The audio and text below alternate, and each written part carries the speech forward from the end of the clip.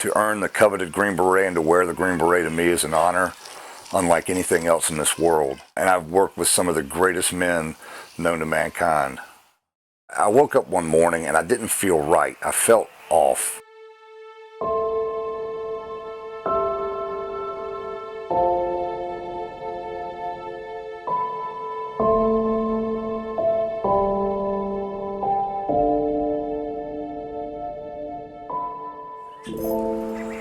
I'm Ted Lanier. I'm from Lanier, North Carolina.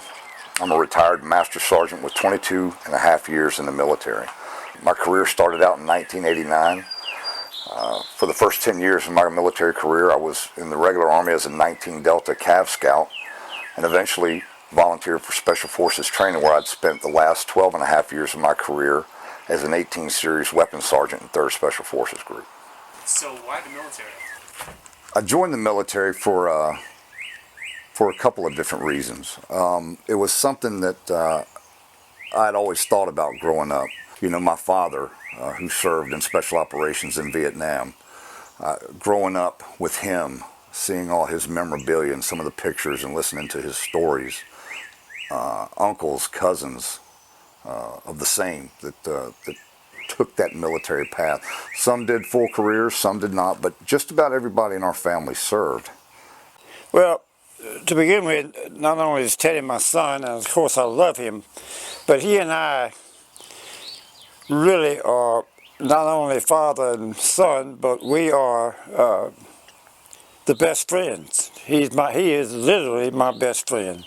And we trade names back and forth, that of which I don't care to say anything of this nature right now. That might require some editing, but... It might, Oxenhead.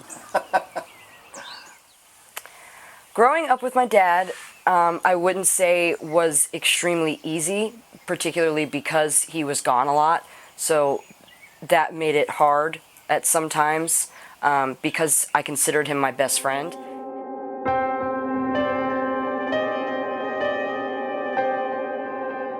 Obviously, being in the military, there's a lot of stress. There's a lot of stressful situations. There's combat.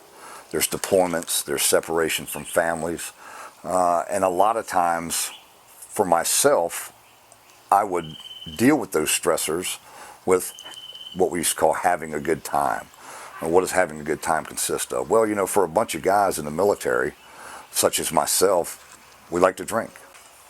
Substance abuse is something that I have dealt with for many, many years.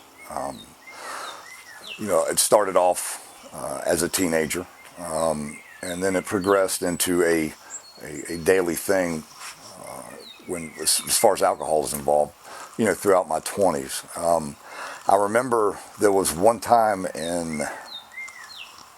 right before Desert Storm, I had to have dental surgery, and I was given a prescription medication. And to this day, I remember I really liked what that medication did to me. And from 2001 until 2017, I stayed on a opiate prescription for 17 years. Did I need those opiates? You know, there were times where I think I did. However, I just knew in the back of my mind, I liked the way they made me feel. So you see, I'm a guy that's high energy, and those drugs put me on another level of high energy. I felt as if I could perform at peak performance normal, but imagine the performance I could get out of using these types of medications. To me, they were stuff that amped an already amped up guy even more.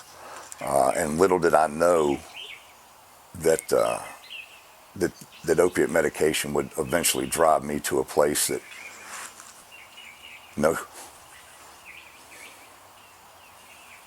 human being should ever have to experience.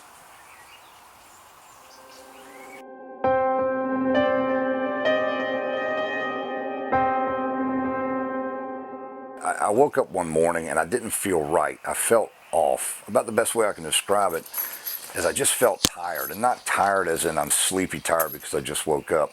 I just felt tired. And I'll never forget, I go to work and I was talking to a buddy of mine, and I told him what was going on, and he listened to me.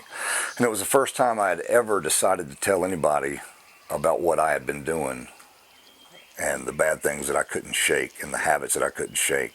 And I remember this day like it was yesterday. And I remember it was a very dear friend of mine, and he looked at me, he said, "It's okay.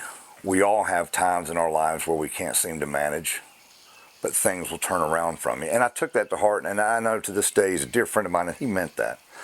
And those words are true. However, I was so far gone by the time I had heard that I needed more than just words. The day goes on, and I'll never forget, I was training. We were doing some shooting instruction, and for the first time in my life, I draw stroked my gun, and I couldn't pull the trigger. For the first time in 30 years, I couldn't do my job. And I knew right then and there that personal life I talk about and that professional life had finally collided. And I knew right then and there I was in trouble. I holstered up my gun, took my belt off, went up top to where I work, and told a certain group of individuals who I work for that I am a bona fide alcoholic drug addict, and if I didn't get help now, I might not make it another day. And then one day I was just, again, like many of us do, was scrolling on social media, and I ran across this place called Warrior's Heart. And I'll never forget the day I called. I'd never heard the voice of an angel until I called Warrior's Heart. And it was almost as if I knew right then and there I'd found the place that I needed to be and the place that I wanted to go, and that there was nothing in this world that was going to stop me from getting down there.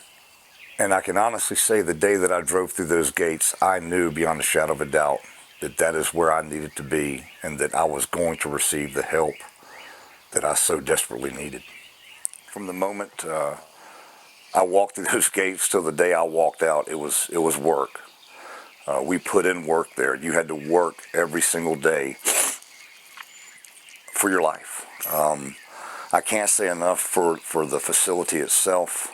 Some of the counselors down there made me realize that, I'm not the only one with this problem, and that it's okay to come forward and admit your faults and admit your deficiencies and admit the fact that I am powerless over drugs and alcohol. They gave me the tools to deal with situations of which I couldn't handle as it relates to post-traumatic stress disorder and certain psychological issues.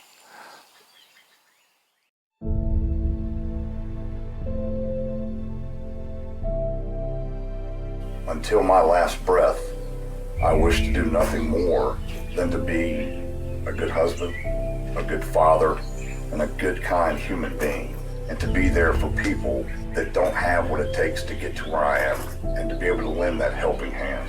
Because for the first time in my life, it feels really good to be able to face the sun and let my shadows fall behind me.